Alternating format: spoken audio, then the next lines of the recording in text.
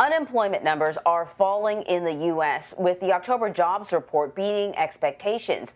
But there is still a long way to go to address labor shortages. A recent article in The Atlantic points out that 7 million workers vanished from the workforce in September. They left in droves despite increasing wages and a surging U.S. economy. So let's bring in the author of that piece, staff writer Derek Thompson, to discuss the disappearing workforce. I found the piece really, really interesting, and it's also, I feel like Vlad and I have had this various angles of this discussion under other circumstances, I should say. And I just read a really interesting article about why no one wants to work in the restaurant industry anymore, and it reminded me a lot of what you have written about in your article. You make an interesting comparison between the current state of the U.S. economy and David Lynch's 1984 version of the movie Dune. Can you explain the similarities? Yeah, I can. So look, I'm a huge Dune fan. All I can think about right now is the Denis Villeneuve Dune, which I absolutely loved. So I'm writing this article and I'm obsessed with Dune. And I was thinking, the 1984 Dune was so bizarre, you couldn't really say it was either good or bad. It existed like entirely outside the realm of normal critical assessment.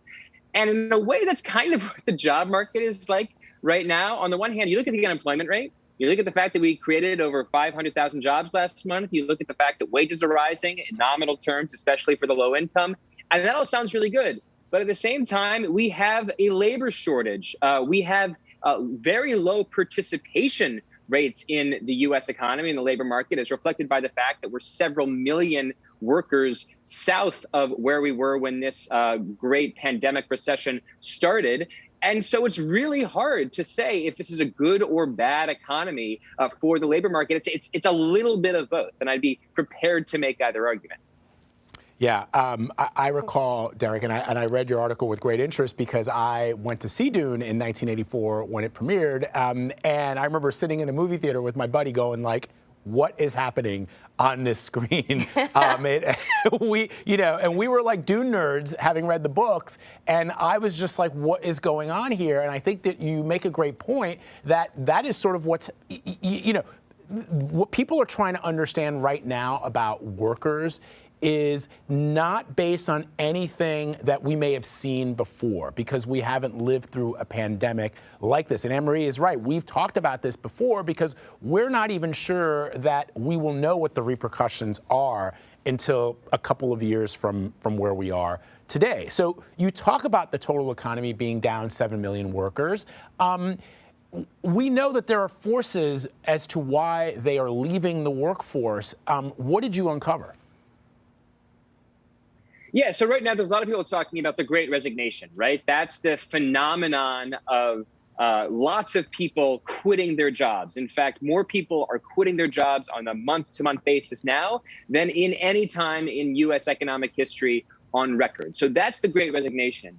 But as I write, it's actually just one of several great R's that we're seeing. There's also the great reshuffling. People are moving around the country, migrating to different states, migrating within states. They're creating businesses at a higher rate than is historically normal. We've actually seen entrepreneurship decline just about every decade since the 1970s. That is now reversing. So that's the great reshuffling.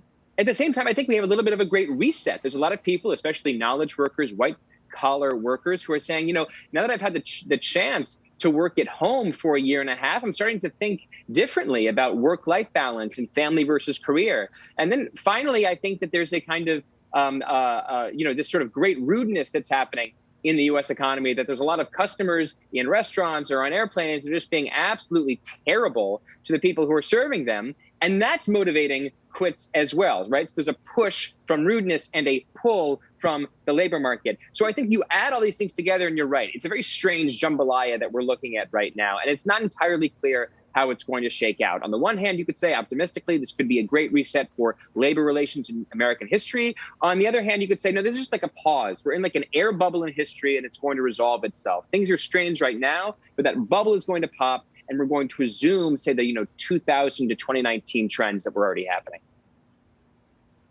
To that list of forces that you sort of just gave us, and I go back to the restaurant industry that we've been hearing struggling to get people to come back to work.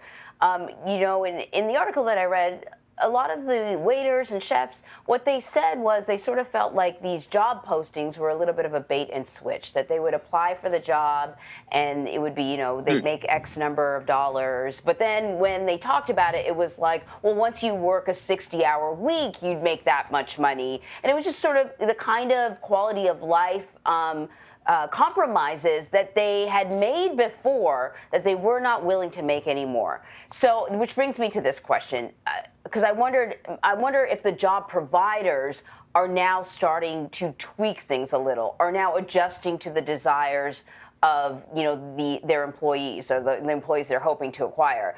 The October jobs report showed an unexpected increase in hiring last month. Could this be an indication that things are turning around? Could it be an indication of what I'm saying, that the people who have the jobs and are looking for employees are kind of compromising? Yeah, I think it's best to look at these things over a little bit of like a rolling basis. So, for example, you want to look at sort of 3-month averages to get the best picture of what's happening. So what's happening over a 3-month basis? We're hiring a lot of people because we're starting from a hole.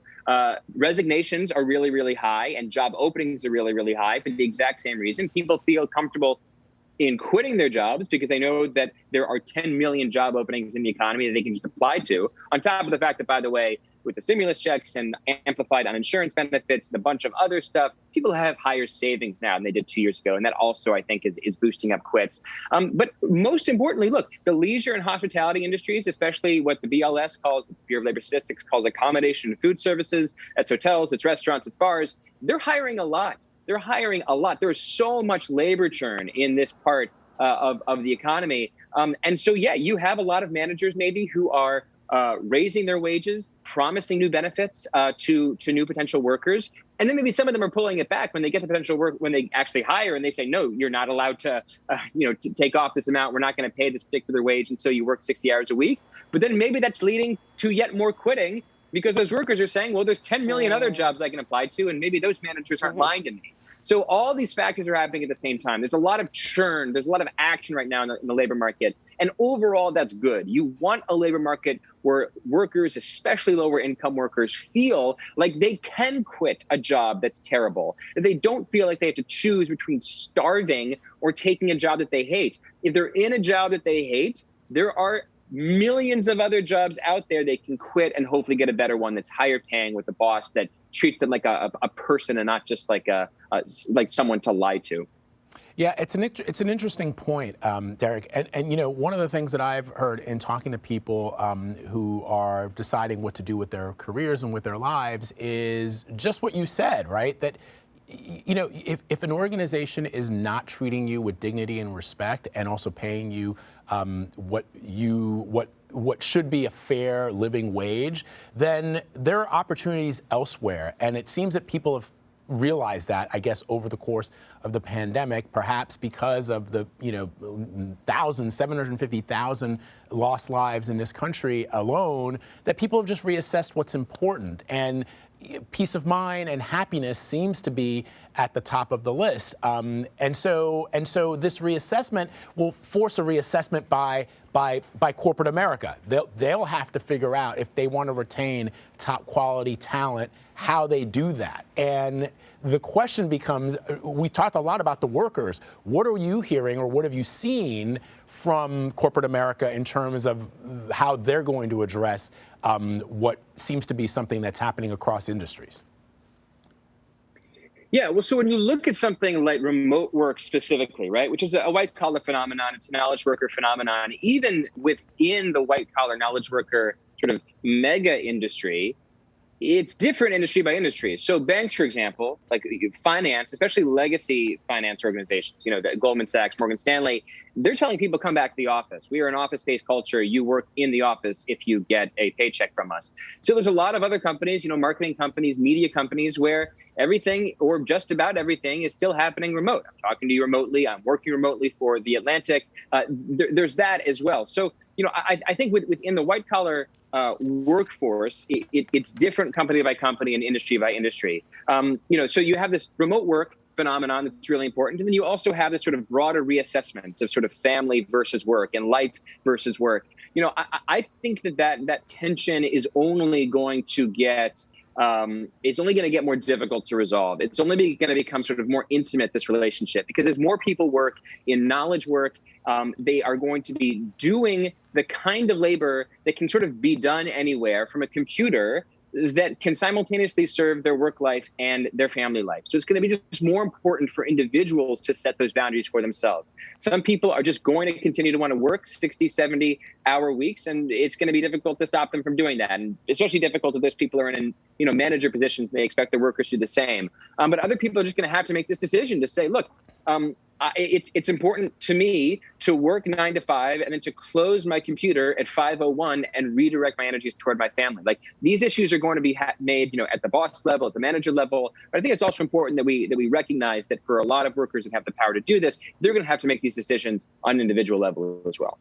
Yeah, I mean, you're certainly starting to see that with regards to, as we pointed out, in the restaurant industry, in the service industry, people are saying, look, if I'm going to come to work for you, I deserve to be paid a living wage that is competitive. But to your point about sort of the white collar, workforce, I mean, you mentioned Goldman Sachs. Sure, like if you're a big Wall Street bank and a Wall Street firm, first of all, those people already make good money. So I don't know that a lot of people are going to look at bankers as representative of what the rest of the country is going through. But I do take the point that, for example, if you look at that movie, to bring another movie into the discussion, Office Space, which is one of the greatest office movies ever, does anybody really think that you cannot generate those TPS reports from your home office, right? If you go back and you look at that movie, TPS reports, yeah, make sure you're filling out those TPS reports accurately. Well, I'm going to do that from home so I don't have to listen to Lumbergh's droning voice walking by my desk every day.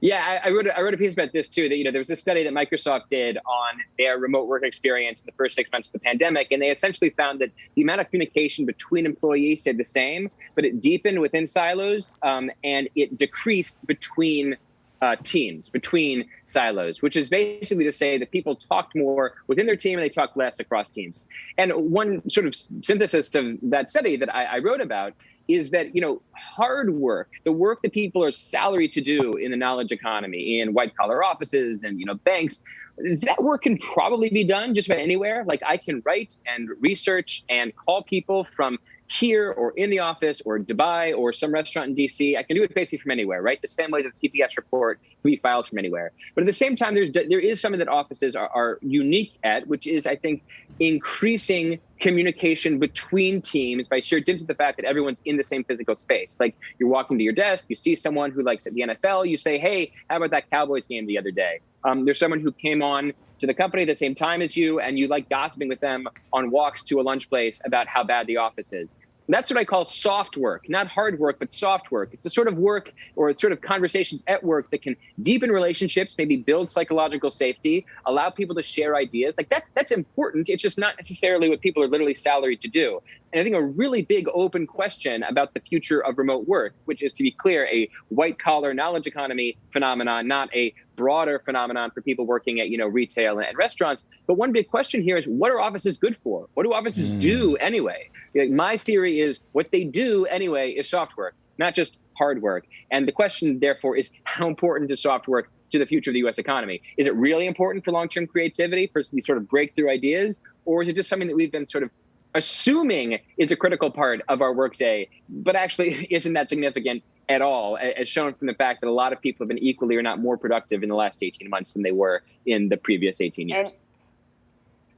And is there a way that we can mimic the best parts of soft work without actually being in the office? Because maybe there are some good things, and we can, I don't know, mandate casual Zooms. I don't know. But you know what I mean. Yeah, a lot of conversations about. I totally agree.